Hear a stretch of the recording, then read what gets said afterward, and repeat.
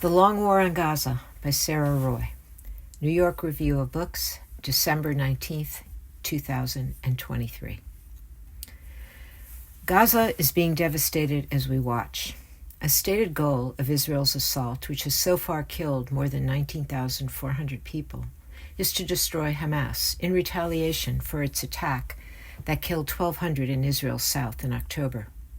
But a number of critics, such as the Palestinian ambassador to the UK, Hossam Zomlot, have argued persuasively that Israel's goal is less to vanquish Hamas, impossible in any case, than to finally expel Palestinians from Gaza without international censure or sanction. There is mounting evidence for their claims. In mid-October, Israel's intelligence ministry drafted a concept paper proposing the forcible and permanent transfer of Gaza's 2.3 million residents to the Sinai Peninsula. The ministry is less influential than its name suggests, but its policy ideas are nonetheless distributed among government and security services. In November, a USAID official approached a colleague of mine and asked about the feasibility of building a tent city in the Sinai, which would be followed by a more permanent arrangement somewhere in the northern part of the peninsula. Later that month, the daily Israel Hayom revealed that Prime Minister Benjamin Netanyahu seeks to, quote, reduce the number of Palestinian citizens in the Gaza Strip to the minimum possible, end quote. The current desecration of Gaza is the latest stage in a process that has taken increasingly violent forms over time. In the 56 years since it occupied the Strip in 1967, Israel has transformed Gaza from a territory politically and economically integrated with Israel and the West Bank into an isolated enclave, from a functional economy to a dysfunctional one, from a productive society to an impoverished one. It has likewise removed Gaza's residents from the sphere of politics, transforming them from a people with a nationalist claim to a population whose majority requires some form of humanitarian aid to sustain themselves. Violence in Gaza has not only or even primarily been a military matter, as it is now. It has been a matter of everyday, ordinary acts. The struggle to access water and electricity, feed one's children, find a job, get to school safely, reach a hospital, even bury a loved one. For decades, the pressure on Palestinians in Gaza has been immense and unrelenting. The damage it has done, high levels of unemployment and poverty, widespread infrastructural destruction, and environmental degradation, including dangerous contamination of water and soil, among other factors, has become a permanent condition. I first visited Gaza as a graduate student in 1985. Right away, I fell in love with the locals, who embraced me as a Jew, an American, and a woman. In those early days, one of the first questions I was typically asked was, "Are you a Christian?" When people learned I was Jewish, there was some initial shock and confusion, but also curiosity. Once I explained why I was there, to learn about their society and economy and how the occupation affected their lives, it didn't take long to gain their trust. In fact, being Jewish became an asset. People who barely knew me invited me into their homes and businesses. Many of them would later help me collect data when I lived in Gaza during the first Intifada, or uprising, which began in 1987. I had a great deal to learn, but it was clear from the outset that Gaza had historically been the center of Palestinian resistance to the occupation, a point of pride for those I worked and lived with. It has also long been the center of Palestinian historical memory.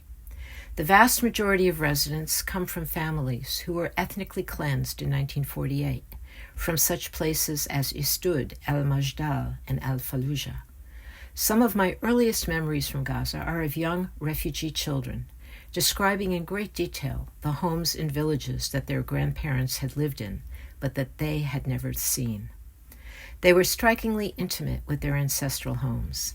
I remember the delight they took in their descriptive power and the self-esteem it gave them. Israel has never known what to do with this tiny strip of land. From the beginning of the occupation, the country's leaders recognized that Gaza would have to be pacified to preclude the creation of a Palestinian state, their primary objective, and minimize Palestinian resistance were they to annex the West Bank. During the first 2 decades of the occupation, from the Six-Day War of 1967 to the start of the First Intifada, their preferred tactic was controlling Gaza's economy. Over 100,000 Palestinians from Gaza and the West Bank worked inside Israel. Taken together, the territories were Israel's second largest export market after the U.S., and they came to depend heavily on Israel for employment and trade. The result was a combination of individual prosperity, standards of living improved, and communal stagnation. Gaza's own productive sectors, including manufacturing and agriculture, received little investment, which precluded development. The First Intifada made it clear that this strategy of pacification had failed. Improved living standards could no longer compensate for the absence of freedom. With the 1993 Oslo Accords, which marked the end of the First Intifada, Israeli policy gradually shifted from regulating Gaza's economy to attenuating and then disabling it, by prohibiting more conventional trade and the movement of workers between Gaza and its primary markets in Israel and the West Bank. This strategy is often said to have begun in 2007, when Hamas, having defeated Fatah in the previous year's legislative elections, took control of Gaza. That year, Israel imposed a blockade that severely limited both trade with Gaza and the entry of specific food products into the Strip. But the blockade, now in its 17th year, is only a more extreme form of measures that were already in place. Early in 1991, before Hamas started launching rockets and orchestrating suicide bombings, Israel began restricting and periodically blocking the movement of workers to and from Gaza, as well as the trade upon which its small economy disproportionately depended.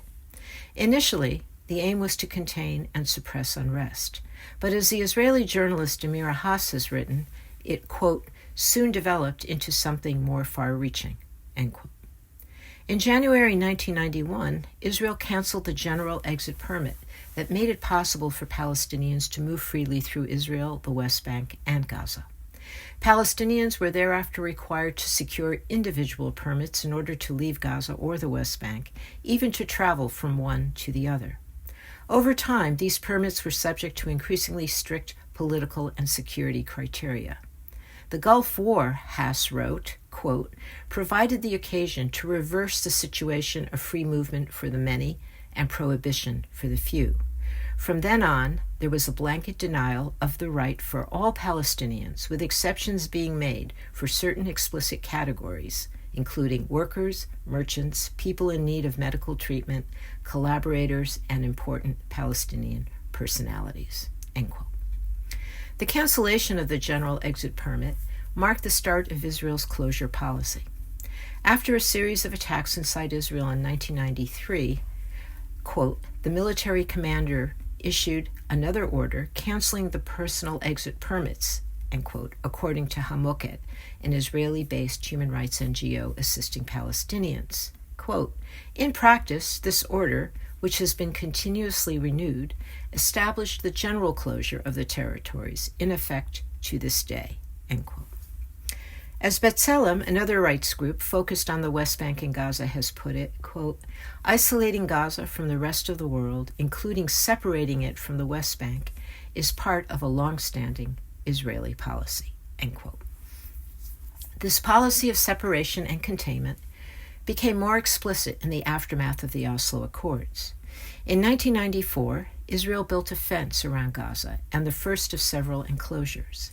When the Second Intifada broke out in 2000, travel restrictions were placed on Gazans, including students who were banned from pursuing higher education in the West Bank.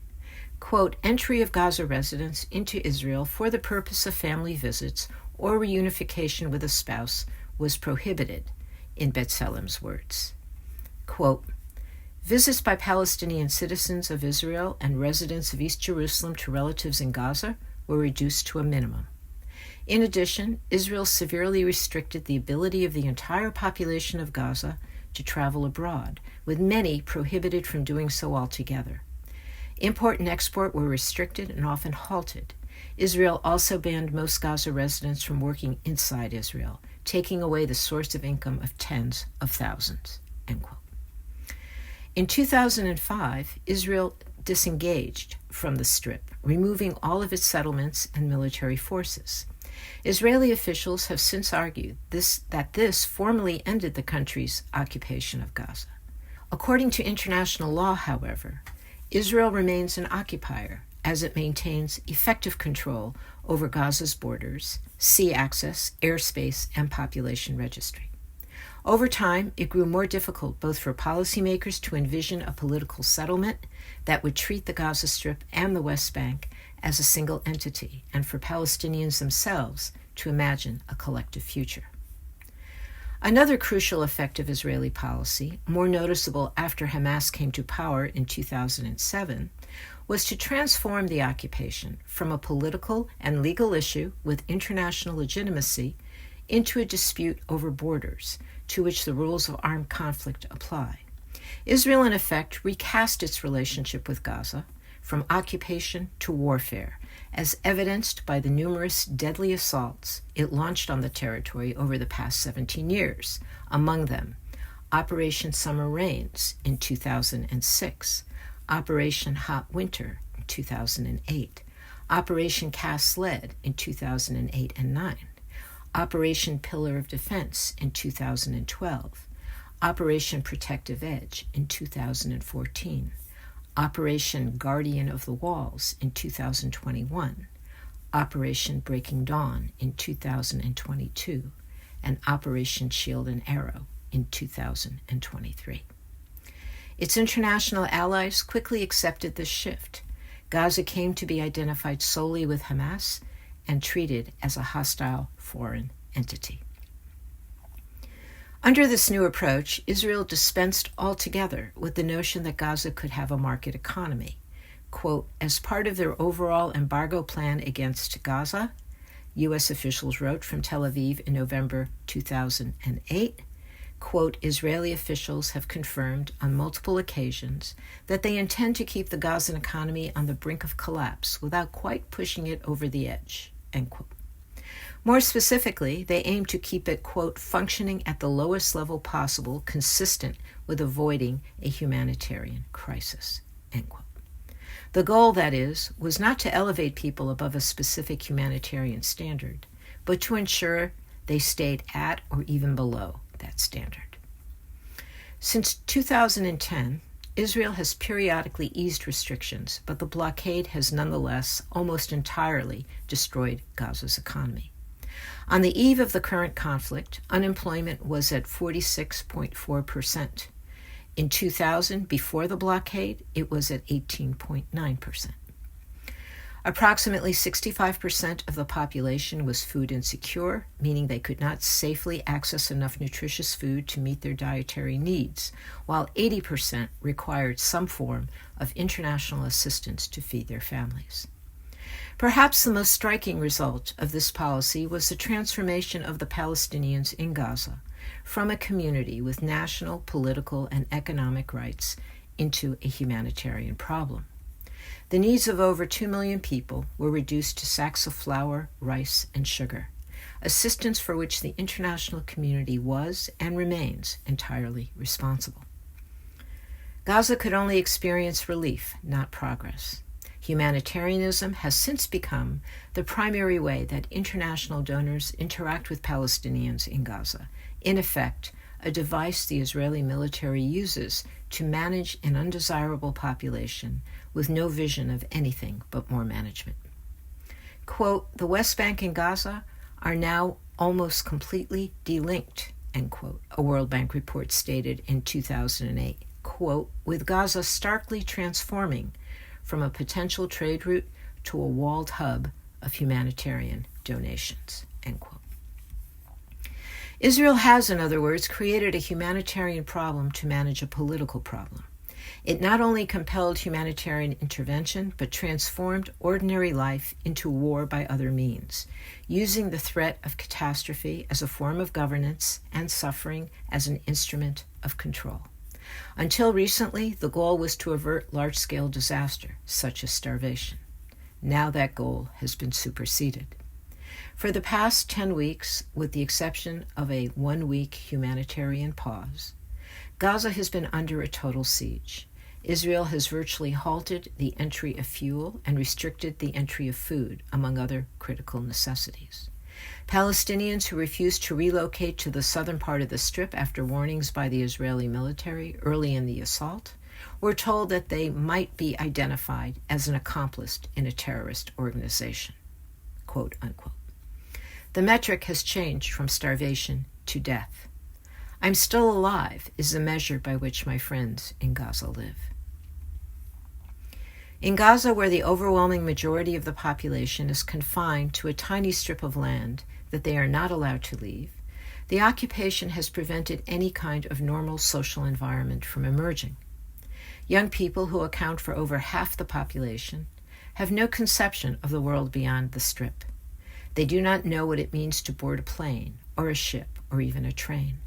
During my last trip to Gaza in 2016, a friend and colleague told me, quote, "People are afraid to enter the world, or they enter it defensively with weapons. Our openness to the world is narrowing, and more people are afraid of leaving Gaza because they do not know how to cope with the world outside, like a prisoner released from prison after years of confinement." End quote. In Gaza, daily life entails a narrowing of space and of one's certainty in that space as a place to live, as well as a narrowing of desire, expectation, and vision. Given the immense difficulties of everyday life, I wrote for the London Review of Books after that 2016 trip, mundane needs, having enough food, clothing, electricity, exist for many only at the level of aspiration. Now even the mundane is largely out of reach. In 1946, Chaim Weizmann, Israel's first president, addressed the viability of the Zionist project. Quote, "The economic absorptive capacity of a country is what its population makes it," end quote, he said.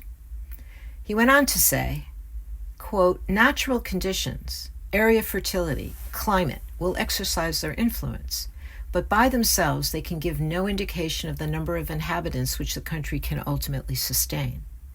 Ultimate results will depend on whether a people is educated and intelligent, whether its social system does or does not encourage the widest expansion of economic effort, whether intelligent use is made of natural resources, and finally, and in very high degree, on whether the government exerts itself to increase the country's absorptive capacity or is indifferent to it." End quote. These are the very factors: an educated populace, a healthy and empowered economy and society, productive use of natural resources, and indigenous control over the land's absorptive capacity, that Israel has largely denied Palestinians. Since the beginning of the occupation, that denial has been said to be indefinite or transitional, a condition imposed on Palestinians with the promise of something better on the horizon. I will never forget what a dear friend, the late medical doctor Hatem Abu Ghazala, told me on my first trip to Gaza in 1985. "Nothing," he said, "is more permanent than the temporary."